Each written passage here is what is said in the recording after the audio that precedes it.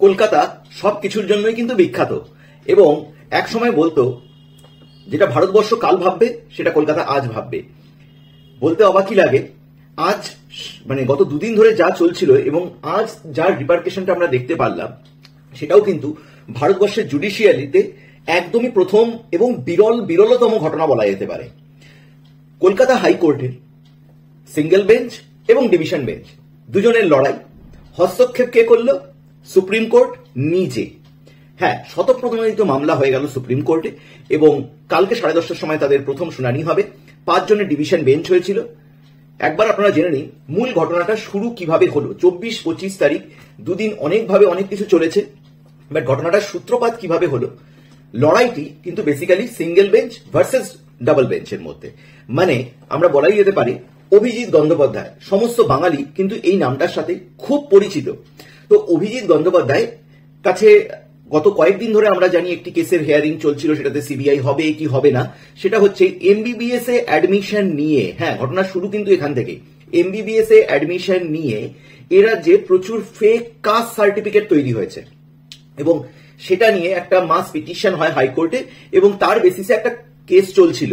তো কেসটা একবার সিবিআই কে দেওয়ার কথা হচ্ছে, একবার পুলিশ নিজে তদন্ত করবে এবং কখনো অভিজিৎ গঙ্গোপাধ্যায়ের বেঞ্চ বলে দিচ্ছে যে না এটাকে বলা হচ্ছে, এটাকে তোমরা ইমপ্লিমেন্ট করো, কখনো দেখা যাচ্ছে সেটা ডবল বেঞ্চে গিয়ে আবার সেটা স্থগিত হচ্ছে।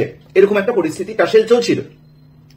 অবশ্যই ফেক সার্টিফিকেট কেস মানে একটা বড় ধরনের ক্রাইম কেস। এরকম ঘটনা হতে হতে আমি নামটা বলেই দিচ্ছি, বেসিক্যালি ফাইটটা হয়েছে মানে বেসিক্যালি যার সম্বন্ধে এত অ্যালিগেশন তিনি হচ্ছেন সৌমেন সেন। হ্যাঁ, অভিজিৎ গঙ্গোপাধ্যায় ভার্সেস সৌমেন সেন। অ্যাকচুয়ালি অন্যভাবেও দেখা যেতে পারে single bench versus double bench. তো ঘটনা ছিল এমবিবিএস এ অ্যাডমিশনের জন্য ফেক কাস্ট সার্টিফিকেট বানানো হচ্ছে এবং সেটাকে দিয়ে অ্যাডমিশন হয়েছে বলে পিটিশন করেছিল।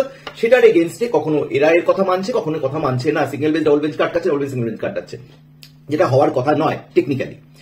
এর সাথে ঘৃতাহুতি হলো আমরা সবাই গত কয়েক মাস ধরে আরেকটি নাম আমরা জানি, অমৃতা সিনহা। হ্যাঁ, জাস্টিস অমৃতা সিনহা। জাস্টিস অমৃতা সিনহার নাম এই জন্য আমরা আরো জানি যে আমাদের অভিষেক বন্দ্যোপাধ্যায়ের কেসে উনি যেহেতু পুরো জিনিসটাকে হ্যান্ডেল করছিলেন বা উনি যেহেতু ডাক পাঠাচ্ছিলেন, সমন পাঠাচ্ছিল, যেন নামটা আমাদের কাছে পরিচিত। ইনি কিন্তু কলকাতা হাইকোর্টের যিনি চিফ জাস্টিস রয়েছে তাকে গিয়ে কমপ্লেন করেন। কি কমপ্লেনটি? গুরুতর অভিযোগ। বলা হয় সৌমেন সেন ইনি তার চেম্বারে ডেকে জাস্টিস অমৃতা সিনহাকে বলেছিলেন যে আপনি কোনোভাবে অভিষেক ব্যানার্জিকে কোনো ধরনের ডিস্টারবেন্স কিন্তু করবেন না। নোটিশ পাবলিশ বা বিজ্ঞপ্তি জারি করে অভিষেক মানে আমাদের অভিজিৎ গাঙ্গুলি যেটা জানিয়েছে যে এই সৌমেন সেন ব্যক্তিটি কোর্টে মানে বিচারকের আসনে বসলে পরেও তিনি politically motivated, not only politically motivated, তিনি পলিটিক্যাল পার্টির হয়েই কাজ করেন এবং গুরুতর অভিযোগ সেটা। এবং কোর্ট আনকোর্ট একদম তার বিজ্ঞপ্তিতে সেরকমই তিনি জানিয়ে দিয়েছেন। তার সাথে একজনকে ডেকে যখন সে বলছে যে আপনি একে কিছু জিজ্ঞাসা করবেন না, একে বারবার তলব করবেন না, তখন ব্যাপারটা কিন্তু আরো গুরুতর লেভেলে চলে যাচ্ছে। ঠিক এই জায়গাতে 24-25 তারিখ এই দু ধরনের ঘটনা আমরা দেখতে পাই। আজকে সুপ্রিম কোর্ট 5 জনের একটা বেঞ্চ গঠন করে। সেখানে রয়েছে GY চন্দ্রচূড়, সেখানে রয়েছে সঞ্জীব খান্না, সেখানে রয়েছে গড়াই, সেখানে রয়েছে সূর্যকান্ত এবং অনিরুদ্ধ বোস। এই 5 জনের বেঞ্চ এবার দেখবে যে কলকাতা হাইকোর্টে যে লড়াইটি চলছিল সেটা কতটা বৈধ। আদৌ এমবিবিএস এর ফেক সার্টিফিকেটের কেসটাকে এরা কেন আটকাচ্ছে বা এরা কেন টাচ করতে চাইছে না, সিবিআই তদন্ত কেন হচ্ছে না বা সিবিআই তদন্তের এগেইনস্টে কেন বলছে। এবং দ্বিতীয় কথা, যদি পলিটিক্যালি মোটিভেটেড হয় তাহলে পরে সেক্ষেত্রে জাস্টিসের এগেইনস্টে কি ধরনের স্টেপ নেওয়া যেতে পারে, আদৌ ঘটনার সত্যতা রয়েছে কিনা, এই পুরো ব্যাপারটাই প্রথমবার বিরলতম ইতিহাস কিন্তু রয়েছে। ঘটনাটার ইন ডিটেলস বিবরণ আমি দিয়ে দিলাম। আমাদের দায়িত্ব হচ্ছে আপনাদের অবগত করা।